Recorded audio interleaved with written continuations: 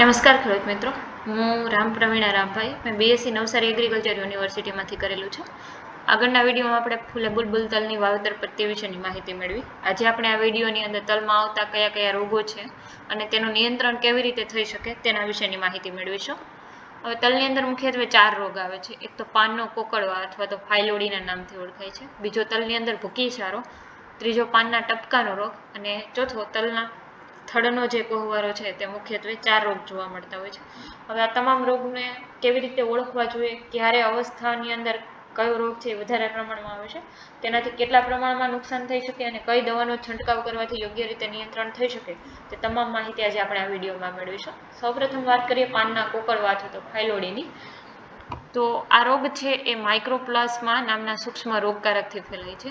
આ રોગ આવવાની શરૂઆત છે એ જે એક કીટકો છે એની અંદર મહત્વનો ભાગ ભજવે છે. જ્યારે છોડની વાનસ્પતિક અને ફૂલ અવસ્થા આવે ત્યારે એની અંદર છે એ જોવા મળતો હોય છે પાનનો કોકડવા અથવા તો ફાયલોડી.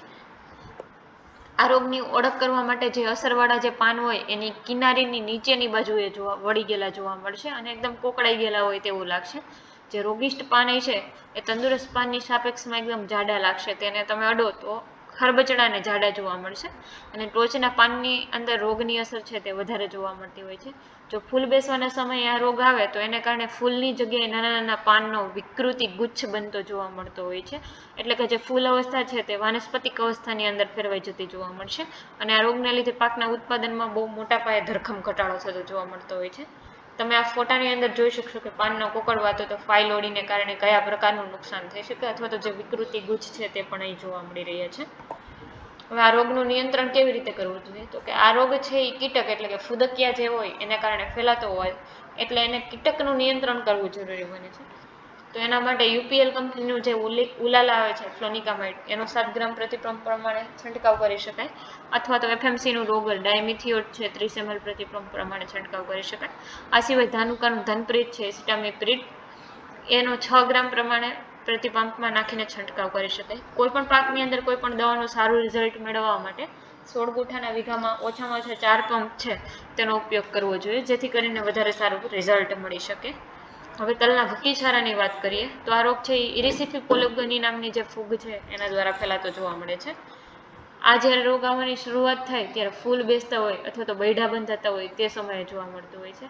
એકદમ સૂકું એટલે કે શુષ્ક અને ઠંડુ વાતાવરણ છે વધારે પ્રમાણમાં માફક આવે છે અને છોડની વૃદ્ધિ સમયે જો તમે વધારે પડતું પાણી આપી દો તો પણ તલના ભૂકીછારાનો રોગ ફેલાતો જોવા મળતો હોય છે. આ રોગ બીજ અને જમીનજન્ય છે એટલે પવન દ્વારા એનો ઝડપથી ફેલાવો થતો જોવા મળતો હોય છે. અને આ રોગની ઓળખ કરતી વખતે જો ખાસ આપણે જોવા જઈએ તો શરૂઆત છે એ ફૂલ બેસે અથવા તો બૈડા બંધાતા હોય એવા સમયે જોવા મળતો હોય. તો અનુકૂળ વાતાવરણની અંદર છોડમાં નીચેના પાન ઉપર જોવા મળતું હોય છે. પાન ઉપર ફૂગના જે છે સફેદ રંગના બીજાણુઓની વૃદ્ધિ થયેલી જોવા મળશે અને આ રોગના ફૂગની વૃદ્ધિ છે એ પાનની ઉપરની સપાટીએ સફેદ એકદમ છારીના રૂપમાં બાજી જતા જોવા મળશે અને સમય જતા ફૂગની વૃદ્ધિ છે એ છોડના પાન, કુંબળી, ડાળી અને બીજ ઉપર પણ જોવા મળે છે અને આવા સમયે છોડની અંદર છે તે બૈડા વ્યવસ્થિત રીતે બંધાતા નથી અથવા તો બૈડાની અંદર દાણો વ્યવસ્થિત બેસતો નથી એવી રીતે કહી શકાય. અને ફૂલ અવસ્થાએ આ રોગ આવે તો એને કારણે 50% જેટલો ઉત્પાદનમાં ઘટાડો થઈ શકે છે. આ ફોટાની અંદર તમે તલનો જે ભૂકીછારો છે એનું તમે દ્રશ્ય જોઈ શકશો કે કેટલા પ્રમાણમાં એ ફેલાયેલો છે.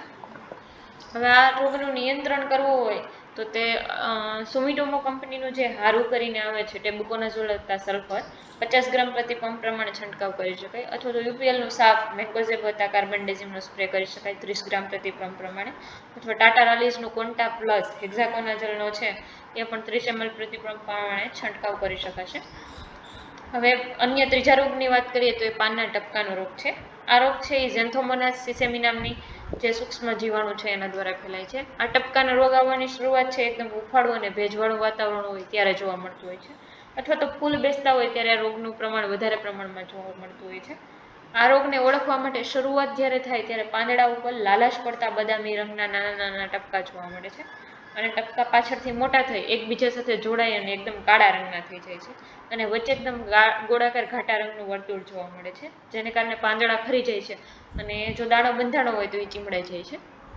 આ ફોટાની અંદર તમે જોઈ શકો છો કે જે એકદમ ઘાટા છે વર્તુળાકાર રિંગ જોવા મળતી હોય છે અને ધીમે ધીમે સંપૂર્ણ પાન આવી રીતે ફેરવાય અને પછી પાન ખરી જતું હોય છે. હવે આ રોગનું નિયંત્રણ કરવું હોય તો યુપીએલનું સાફ છે મેન્કોઝેબ વત્તા કાર્બેન્ડેઝિમ 30 ગ્રામ પ્રતિગ્રામ પ્રમાણે સ્પ્રે કરી શકાય, અથવા તો અદામાનું કસ્ટોડિયા જે આવે છે એઝોક્સિસ્ટોર્બિન અને ટેબુકોનાઝોલનું મિશ્રણ એ 15 ml પ્રતિગ્રામ પ્રમાણે છંટકાવ કરી શકાય, અને બાયરનું ટેબુકોનાઝોલ વત્તા ટ્રાઇફ્લોક્સિસ્ટોર્બિન છે તેનો પણ સ્પ્રે કરી શકાય છે 10 ગ્રામ પ્રતિગ્રામ પ્રમાણે. હવે તલના થડના કોહવારાની વાત કરીએ તો મેક્રોફેમિના ફેઝોલિના નામની જે ફૂગ છે એના દ્વારા આનો ફેલાવો થતો જોવા મળતો હોય છે.